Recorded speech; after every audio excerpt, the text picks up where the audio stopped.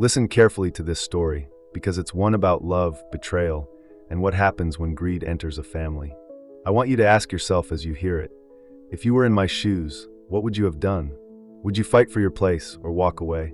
And before we dive in, please support this channel by liking this video and subscribing. Your support really helps me bring you more stories like this. Now let's begin. My father was everything to me. He wasn't just a parent, he was my anchor. We didn't have much, but what we did have was love, and for me, that was enough. I remember nights when we would sit by the porch with a flashlight, reading books together. On weekends, he'd take me fishing by the lake, and though half the time we caught nothing, those moments made me feel like the luckiest child alive. But then, everything changed. When my father remarried, I was hopeful at first. I thought maybe it would be good for us to have someone new in the house. My stepmother came in with a smile that could fool anyone, but there was something in her eyes, sharp, calculating. I didn't see it right away, but I felt it. At first, she pretended to care. She would make small talk with me, asking about school or my friends. But little by little, the warmth of my home began to fade. Suddenly, my father was too busy for our porch readings, too tired for our weekend fishing trips. And every time I asked, it was her voice I'd hear. "Your father's busy now. Don't bother him with childish things." It wasn't just what she said, it was how she said it. Soft enough to sound caring, but firm enough to build walls between us. I watched my father, the man who once laughed at my silly jokes and cheered at my small achievements, slowly drift further and further away from me. And every step he took back, she took forward, until I felt like a stranger in my own home. I tried to fight it. I tried to remind him of our bond, of the nights we used to share, but somehow she always got there first. She would whisper in his ear, turn situations against me, and soon it felt like I was invisible. The hardest part wasn't just losing his time. It was watching him believe her lies, watching him choose her words over mine. I was young, but I wasn't stupid. I could see what was happening. And yet, I told myself things would get better, that maybe she just needed time to warm up to me, that my father would notice the distance one day and fix it. But instead, the distance grew wider, until it felt like I was standing on one side of a canyon, waving desperately at a father who could no longer see me. That was the beginning of the end. I didn't know it then, but she wasn't just taking my father away from me, she was preparing to take everything. My home, my security, my place in the world. And one day, I would find out just how far she was willing to go. My father's death wasn't just the end of his life, it was the end of mine as I knew it. I was only a teenager then, old enough to feel the weight of every loss, but too young to fight the storm that was about to swallow me. When he passed, I expected grief. I expected silence to fill the house, maybe loneliness too. But what I didn't expect was how quickly my stepmother showed her true face.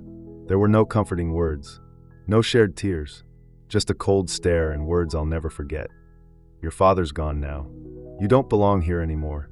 Imagine hearing that as a teenager. One moment, I was clinging to the memory of a father who loved me. The next, I was being told to pack my things. No discussion, no caínis, just dismissal. She moved through the house like it had always been hers. My photos with my father disappeared from the walls. His belongings, the old fishing pole, the worn armchair he loved, all of it vanished as if he had never lived there. And with every piece she erased, I felt like she was erasing me too. She didn't even send me to live with close family. No, she arranged for me to stay with distant relatives I barely knew, people who saw me as nothing more than an extra mouth to feed. I went from having a father who cheered me on at every step to being treated like a burden no one wanted. There were nights I lay awake, wondering, did my father know she would do this to me? Did he try to stop her? Or had he been so blinded by her lies that he believed I'd be better off without him? That was the question that haunted me most. If he loved me the way I believed he did, why didn't he protect me from her? As the months turned into years, I learned to survive. I picked up small jobs, sweeping floors, carrying boxes, anything to put a little food in my stomach. School felt like a luxury I couldn't fully hold on to, and every time I saw other kids laughing with their parents, it cut me like a knife. The stepmother lived in luxury during those years. I'd catch glimpses of her sometimes in town, dressed in fine clothes, stepping out of expensive cars. And me? I was just another invisible face in the crowd. She never looked at me, not once. It was as if I had ceased to exist. I tried to bury my memories, but they crept back at night. I'd remember the porch readings with my father, his laugh, the warmth of those fishing trips. And then I'd remember the way he drifted away from me under her spell, and the bitterness would rise again. I told myself I didn't care anymore, that the past was gone, and I'd never go back to that house. Never put myself in her path again. But bitterness has a strange way of keeping the past alive. No matter how much I tried to shut the door, the wound never healed. Then one day, years later, an envelope arrived. My name written neatly across the front, sealed with the weight of something I couldn't quite place. Inside, a letter. I was being summoned to the reading of my father's will. At first, I laughed bitterly. A will? Why should I even bother? She had already taken everything, the house, the money, the memories. Surely, whatever scraps were left would be hers too. I crumpled the letter in my hand and thought about tossing it away. But then something made me pause. Maybe it was loyalty to the memory of my father. Maybe it was a tiny ember of hope I couldn't extinguish. Or maybe I just wanted to see her face again, to look her in the eye after all those years. Still, the thought of walking into that room, of sitting across from her smug, satisfied smile, it made my stomach twist. I was no longer that helpless teenager, but in her presence, I feared I would always feel like one. Days passed, and the letter burned in my pocket like a challenge I couldn't ignore. In the end, I decided I would go. Not for her, and not even for the estate I was sure I'd never see a piece of. But for me. To close the chapter, to face her, and to hear with my own ears what my father had left behind. What I didn't know was that this decision would change everything. And when I stepped into that lawyer's office, my world was about to turn upside down. I hadn't stepped foot in a place like this in years. The lawyer's office felt too polished for me, gleaming wooden floors, shelves lined with heavy books, and the kind of quiet that makes you aware of every breath you take. My hands trembled as I opened the door, and that's when I saw her. My stepmother sat there as though she were the queen of the room. Dressed in black silk, a strand of pearls on her neck, her posture rigid and confident. She looked up at me, and in that single glance, I felt like I was 16 again, the day she cast me out. Her lips curved into a smile that wasn't a smile at all. "Oh," she said softly, just loud enough for me to hear, "you came." The words dripped with mockery, as if my presence was nothing more than an inconvenience. As if this moment, the last link I had to my father, was hers to own. I clenched my fists, forcing my feet to carry me forward.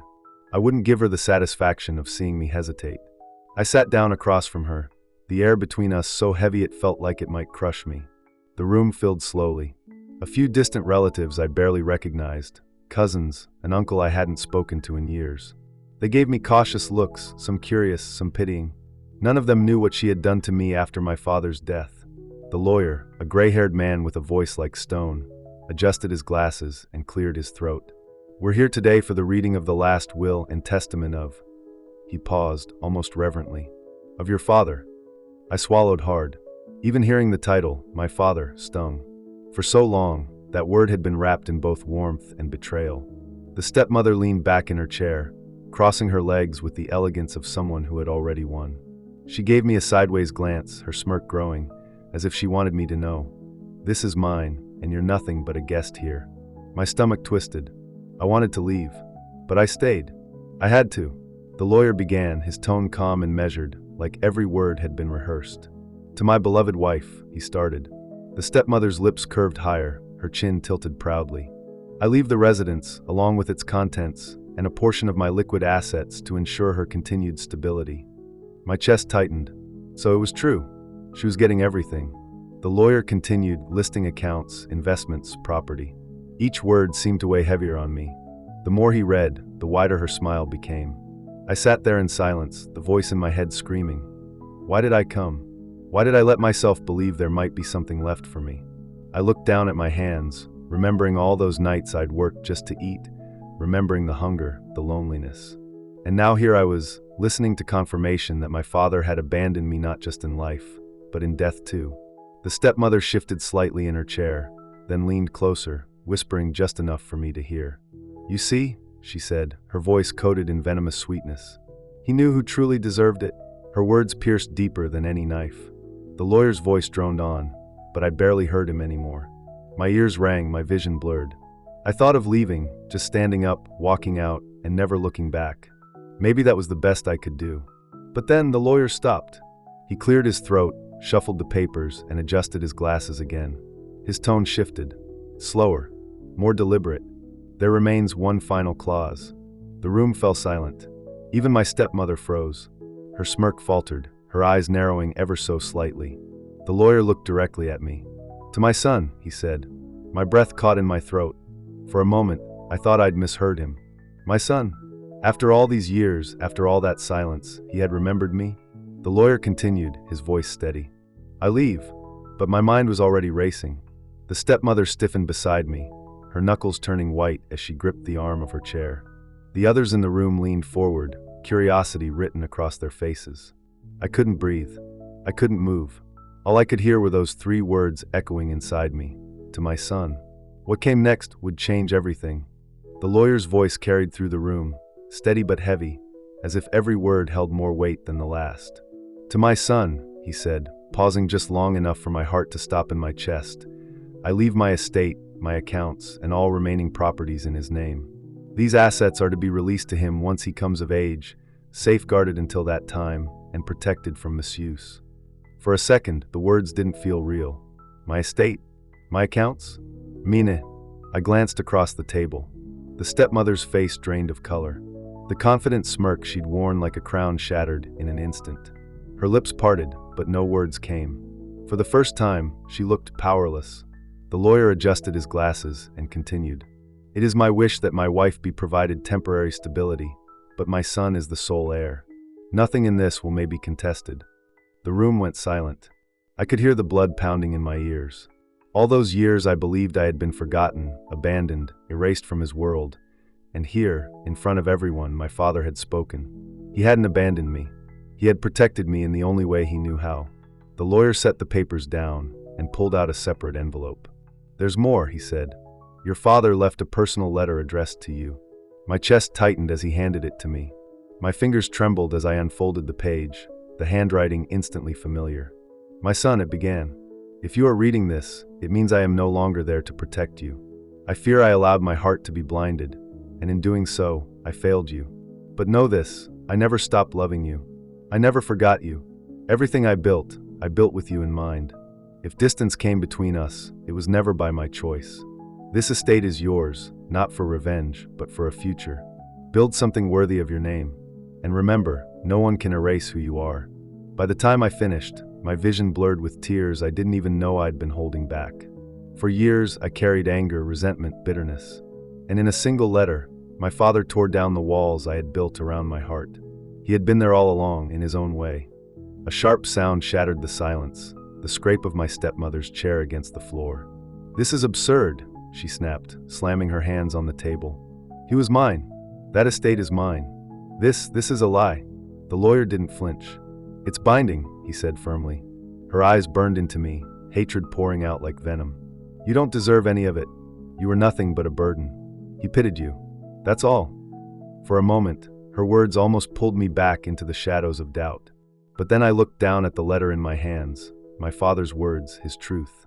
And I realized her voice no longer mattered. The relatives in the room looked away from her, their silence cutting deeper than any argument. She had lost, and she knew it. With one final glare, she stormed out of the office, her heels striking against the floor like the last echoes of a reign that had finally ended. I sat there, stunned, the papers in front of me, the letter still warm in my hands. It wasn't about the money. It wasn't about the house. It was about the truth. The woman who had tried to erase me, to erase every trace of my bond with my father, had failed. My father's last words proved that she could never succeed. For the first time since I was a teenager, I didn't feel invisible. I didn't feel unwanted. I felt seen. I felt remembered. It wasn't triumph I felt, but peace. The kind of peace that comes when the ghosts of the past finally let go. As I left the office, the air outside felt lighter. The world hadn't changed, but something inside me had. I had walked in with bitterness, expecting nothing but pain. I walked out with a truth that healed me more than any inheritance ever could. My father gave me more than an estate. He gave me back my place in his story. And in that moment, I knew revenge wasn't mine to take. My father had already written it into his last words. So I will honor him, not by dwelling on what was stolen, but by building something new, something no one can ever take away. What would you do if you were in my place? Would you forgive, or would you let her suffer knowing she lost everything? Tell me in the comments below. And if this story gripped you, don't forget to like the video and subscribe to the channel for more tales like this. Thank you for listening. Please don't forget to like and subscribe for more videos like this. See you on the next one.